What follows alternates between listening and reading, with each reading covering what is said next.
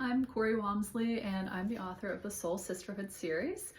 These are the first 3 books in the series, and I wanted to share just a little bit about my writing and my business as an author, just to give you an idea of what I do. You probably can see there's a little sticker here on this one. All 3 books have actually won awards. I just don't have stickers on all of them. The books are all standalones, but they all have similar themes.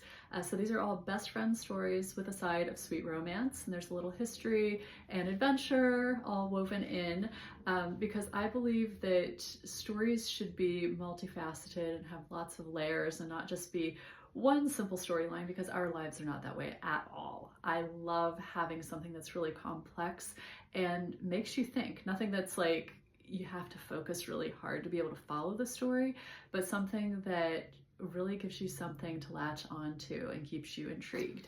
So these are the books: Braving the Shore, The Treasures We Seek, and then my newest one, which came out in March of 2025, Good in Theory. And just to tell you a little bit about my writing, I wanted to talk about Good in Theory, which is the latest book.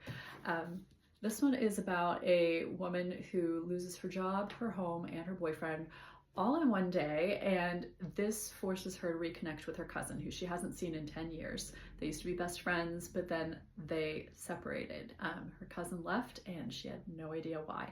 She reconnects with her, and as they're kind of building their friendship and kind of getting used to each other again, that's when they're also trying to uncover the mystery at the lab. They have to figure out what was going on that actually shut the lab down, and how her shady boyfriend plays a part in this whole thing. And along the way, the little romance piece here, she's having these strange dreams about a man she's never met. So they have to figure out how he works into it as well.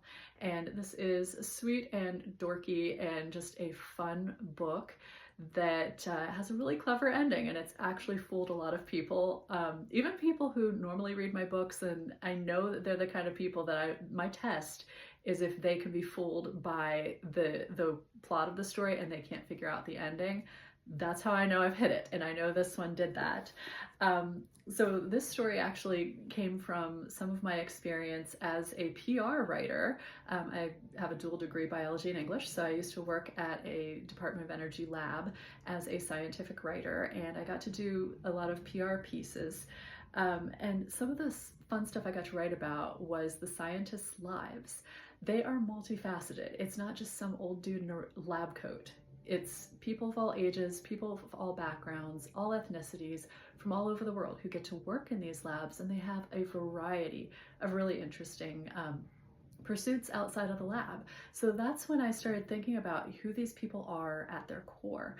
And that was kind of one of the things that helped shape Lacey. You can see her sitting on the rock, staring off into the beautiful Snoqualmie River. And yes, that is actually the Snoqualmie River in Seattle, where the story takes place. And because everything happens at once, I kicked this off with my heroine having a lot happen in her life at once. So that kind of total breakdown at the very beginning that led into, the chaos of trying to figure everything out. But I write stories about women who are supported by their best friend.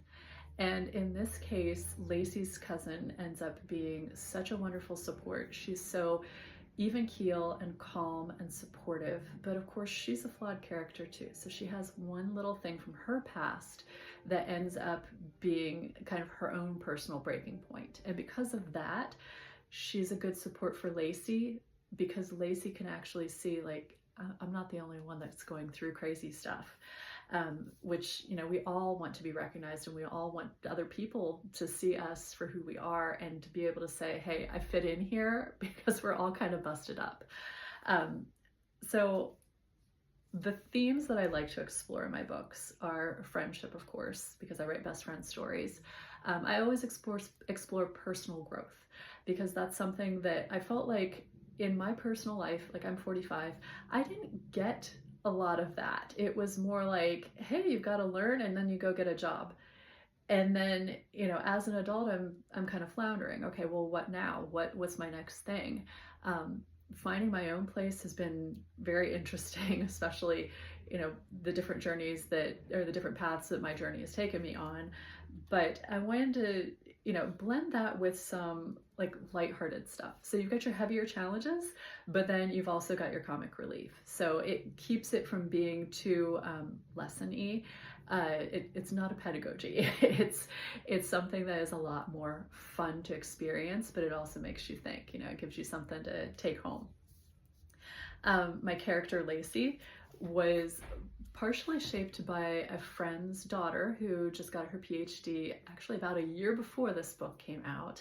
And she was kind of a new career scientist, and that's who I wanted to feature in this book.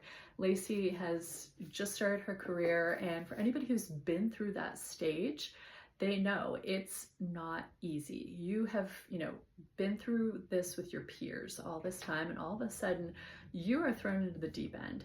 You've got people at all career levels that are all in this same place with you, and you're looking around and unintentionally, for the most part, judging yourself.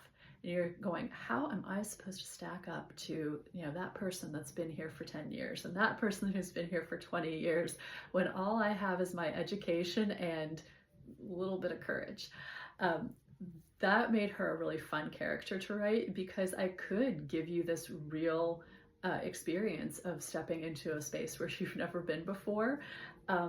And then also throw her off the deep end into a totally new space where she has no job, no home, and her boyfriend ends up being a not so great guy. But the thing is about Lacey, she's driven by the belief that life isn't guaranteed. So that also pushes her to certain extents, like unreal expectations of what she can accomplish in a short amount of time. But she also has this fantastic sense of just dorky, nerdy humor. She loves her job, she loves her friends and family, but she's also, a little bit nervous about trying to succeed with everything. She is adorably awkward, and combining that with, her sense of humor and her growing self-acceptance, and recognizing that, yes, she is who she is. I think that that's one of the beautiful things about Lacey, and I think that's something that we can all recognize in ourselves too. At the beginning of the book, she's still struggling to form this deep connection with people in general because she was abandoned by her best friend when she most needed her. And I'm not going to spoil that part of the book because that was a highly defining moment for Lacey, but it pops up throughout the book as a bit of a surprise. So I don't want to ruin that one, but it is what impacts her life. And when she does come back into her cousin's world, she's able to connect with her and finally feel comfortable in that relationship once they've had this conversation that should have happened 10 years ago. But because they were who they were when they were teenagers, it didn't happen. And I think we can all relate to that too. We all did stupid things as teenagers. We all overreacted. We all did stuff that later we would look back on and go, wow, that made absolutely no sense.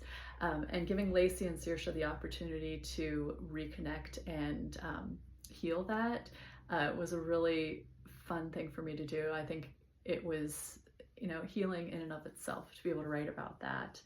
I also love that Lacey talks about these little pieces where innocence was shattered, like when you learn that somebody in your school stole someone's CDs, and you're like, that happens here to people I know, like little things that kind of crack away at the shell you've built of this is what the world looks like. I think that was kind of an interesting thing to play with too. But by the end of this book, she has kind of reshaped and restored her faith in humanity, but it looks differently. It doesn't look the same as it did before. It's a more like a grown-up sort of look at things. So she is kind of coming of age through this story. Whenever I work on stories, I always want to be I want the reader to be more open to shattering their preconceived conceptions about people, because we all have these ideas of who somebody is based on an interaction, and through the characters in Good in Theory, I do that as well. So Lacey and Saoirse have these ideas about who they are, about who each other is, and when they reconnect, they realize that that isn't the truth at all. that people do learn and grow, and that they change, and that they become other people over time, and that, you know, maybe things that they thought this is what that person was thinking 10 years ago wasn't true at all. And I want my reader to be able to look at their own world and say, you know what, I always thought this about, you know, my neighbor, or about my boss, or about my sister, and that's not true at all. I want people to think about things like that.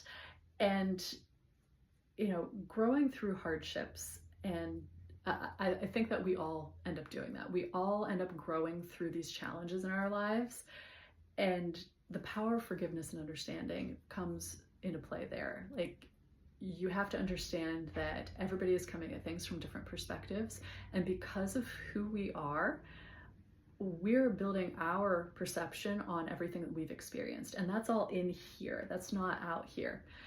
Nobody knows what all of my experiences are. Nobody knows that I, you know, unless I tell them, nobody knows that I went to Woodstock 99. You wouldn't look at me and just be like, that's the kind of person who would go to Woodstock 99. Turns out it was my first concert, and I went with a bunch of friends, and it was fun in some ways. I did not like sleeping in a tent, but something like that, like, that's not something that most people would know, but to me, that was kind of a defining moment in my young adulthood. And because of that, I'm sure that I looked at the world in a different way from having that experience. Everybody has these different experiences that are going to shape them, good and bad. And I think that when we recognize that everybody is coming at the world from their own perspective, it helps us give people grace, and it helps us to connect with people better. And I feel like that's a tall order, but I hope that that's something that comes across in my books. And then finally, when I write, I always throw in some little things that they're obviously not something that you would think this is happening in everyday life. But there are these beautiful little pieces of magic that I like to put in, like the man that she's dreaming about in this book, and I'm not going to ruin that, but that is a little piece of magic that ends up being a really special connection, that she never met him until this book happens. In my other books, there are these little pieces of magic, these little wonderful things that happen, and I hope that people look for those pieces in their own lives and believe that wonderful things can happen, and that there is that little bit of, you know, something extra. And then finally, letting go of what we can't control. And I think that's one of the biggest lessons in Good in Theory, is that Lacey is trying to white knuckle her way through her life because she has a set of things that she believes she has to accomplish in a certain amount of time. And she has to understand that things are going to happen, like losing her apartment, and her boyfriend doing something really strange that causes her to break up with him, and her lab, her treasured job, going away all of a sudden. That, you know, we have to understand that these are things that are going to happen in our lives, and sometimes we do have to let go a little bit, and we do have to trust that things will come out better in the end. So that is what I do for my business. I get to tell these beautiful stories of people that I've created and share them with the world, and I hope that they make an impact. And that's something that I've been doing for the past several years, is wanting to, you know, build this business and be able to grow and continue writing the stories I love to share, because I think that telling best friend stories is super important. And I think that we need more stories out there. Regardless, I think more people need to have their point of view out there and have their perspective. And final note, I hope that my books are something that people will look at and say, I need to pick me up. That's what I want to read today. So thank you for watching. Again, I'm Corey Walmsley, and I wrote the Soul Sisterhood series. I'm actually working on the 4th book right now, but these are the first 3.